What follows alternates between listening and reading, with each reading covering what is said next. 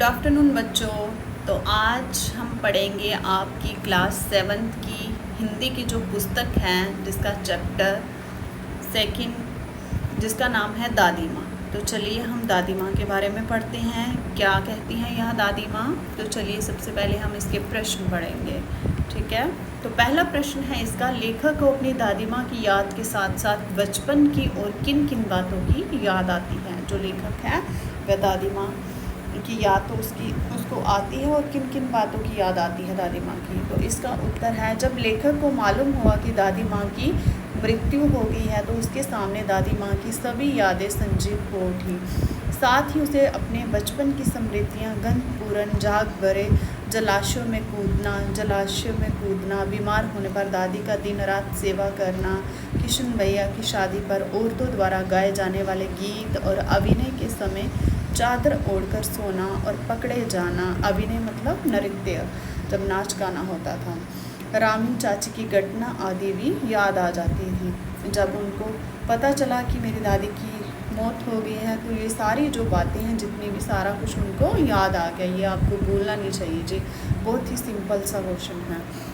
आपके घर में भी दादी माँ होगी तो आपको पता होगा किस तरह से दादी के साथ एक रिश्ता होता है। तो चलिए दूसरा प्रश्न बताते हैं आपको।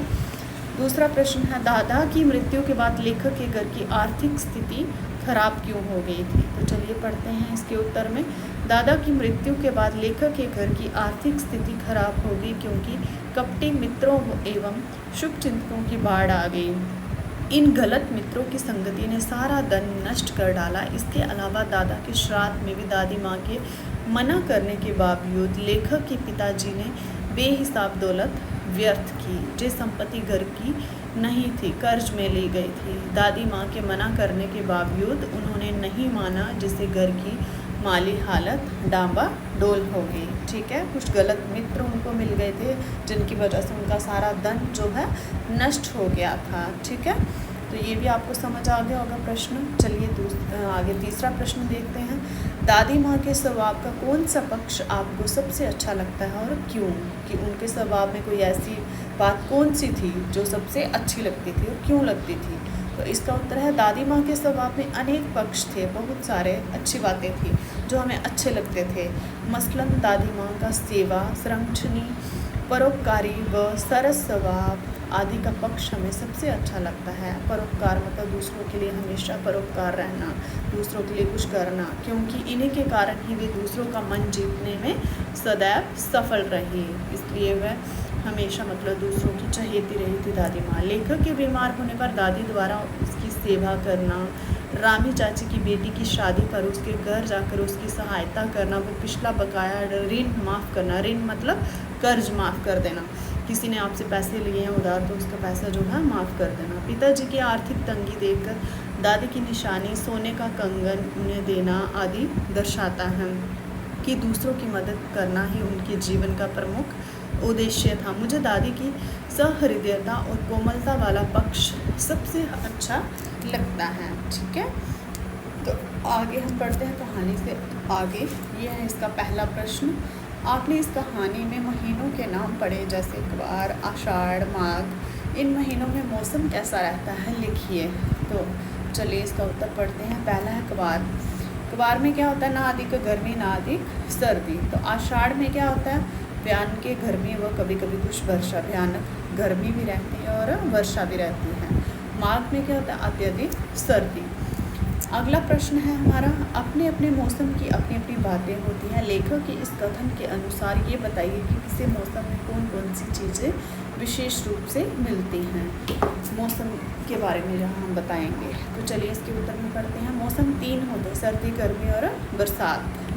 तो सर्दी के मौसम में अत्यधिक ठंड पड़ती है, लोग गर्म पेय पीना पसंद करते हैं, मतलब गर्म पानी, चाय, कॉफ़ी वगैरह पीना पसंद करते हैं सर्दियों में।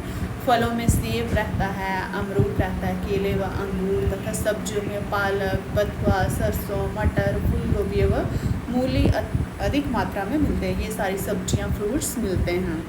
तो आगे गर्मी के बारे में देखिए, कितने सिंपल सी कहानी है आपके, कितने बहुत ही मतलब आसान आपके प्रश्न उत्तर हैं जी।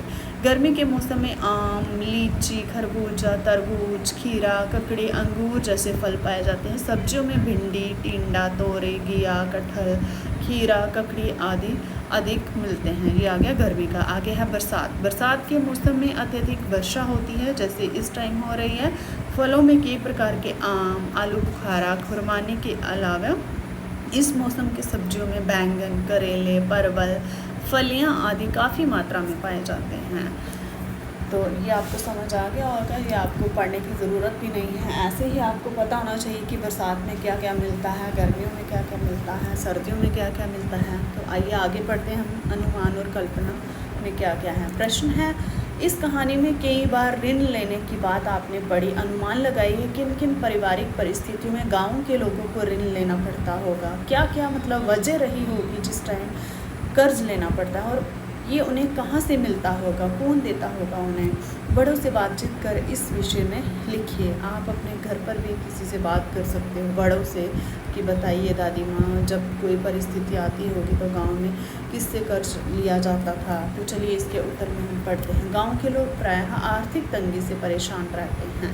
कई बार ऐसी परिस्थितियाँ आ जाती है जब लोग ऋण, शादी विवाह के खर्च के लिए, मकान बनवाने के लिए, बच्चों की फ़ीस जमा करने के लिए, फसलों की बुआई के लिए, बच्चों की पढ़ाई के लिए, पशु खरीदने के लिए, किसी पारिवारिक सदस्य की मृत्यु के बाद उसके अंतिम संस्कार के लिए प्रायः लोग ऋण लिया करते हैं। ठीक है, ये सारी बातों के लिए ऋण लेते हैं लोग, कर्ज लेते हैं, पैसा लेते हैं किसी से उधार।